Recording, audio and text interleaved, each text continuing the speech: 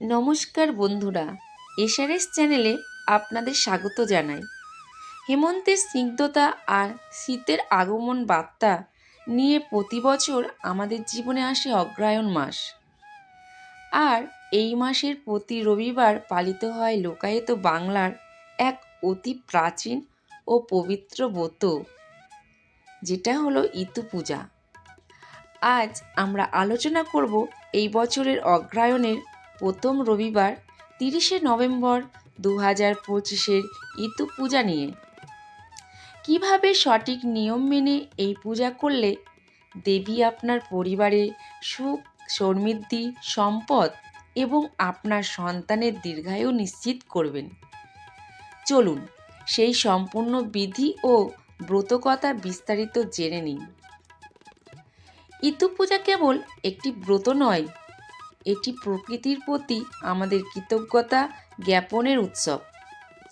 ইতু দেবী মূলত সূর্যদেবের রূপ, যা জীবনের আলো, উষ্ণতা এবং প্রাচুর্যের প্রতীক। ইতু শব্দটি সম্ভবত ইষ্ট, অর্থাৎ ইচ্ছা পূরণকারী, অথবা সূর্য, যেটা সূর্য থেকে ইতু শব্দ থেকে এসেছে। ইনি হলেন প্রকৃতির দেবী, যিনি শস্য ও ফলন দেন। এই ব্রত পালনের প্রধান উদ্দেশ্য হল সুখ, শান্তি, সৌভাগ্য, স্বামী ও সন্তানের মঙ্গল এবং সংসারের সমৃদ্ধি কামনা করা। এই ব্রত পালনের মেয়েরা স্বামীর ভালোবাসা ও সম্পদ লাভ করেন বলে বিশ্বাস করা হয়।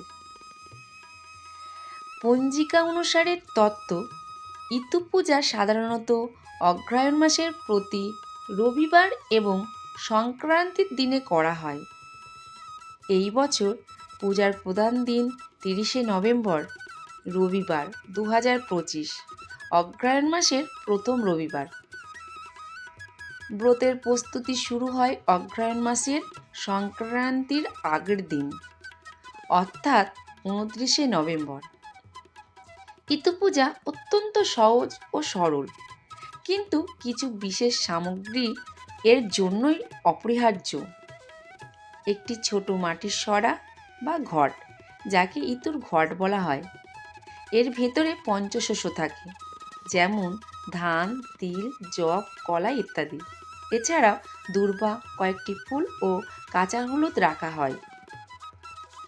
পূজার স্থানটি পরিষ্কার পরিচ্ছন্ন করে আলপনা দেওয়া হয়। ঘট স্থাপন করে তার পাশে নতুন ধানের শীষ রাখা হয়।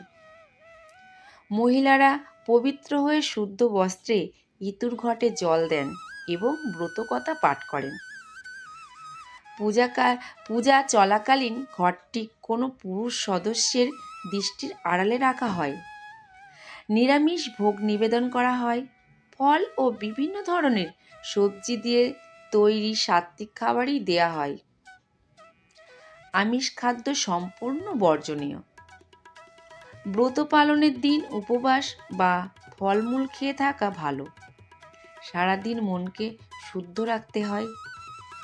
বর্জনীয়: পূজার দিনে চাল বা শস্যদানা খাওয়া সম্পূর্ণ নিষিদ্ধ। অগ্রহায়ণ মাসের প্রতি রবিবার সকালে ইতুর ঘটে জল দেয়া হয়।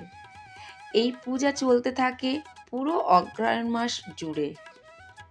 সংক্রান্তির দিন, অর্থাৎ ডিসেম্বরের 16 তারিখ, বৃশ্চিক সংক্রান্তি, দেবীকে বিসর্জন দেওয়া হয়।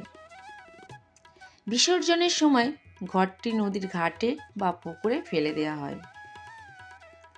বন্ধুরা, ইতু পুজো লোকায়িত সংস্কৃতি ও ঐতিহ্যের এক অপূর্ব মেলবন্ধন।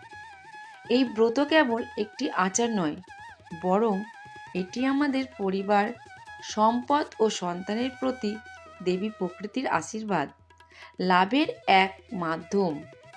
নিষ্ঠার সাথে এই ব্রত পালন করুন এবং দেখুন দেবী আপনার গৃহের সুখ শান্তি ভরে দিচ্ছেন। এই ভিডিওটি যদি আপনাদের ভালো লাগে তাহলে অবশ্যই একটি লাইক দেবেন এবং কমেন্ট করে জানাবেন আপনি কিভাবে ইতু পূজা করছেন। এমন আরও সনাতন ধর্মীয় তত্ত্ব পেতে চ্যানেলটি সাবস্ক্রাইব করতে ভুলবেন না। সবাই ভালো থাকুন, সুস্থ থাকুন। নমস্কার বন্ধুরা।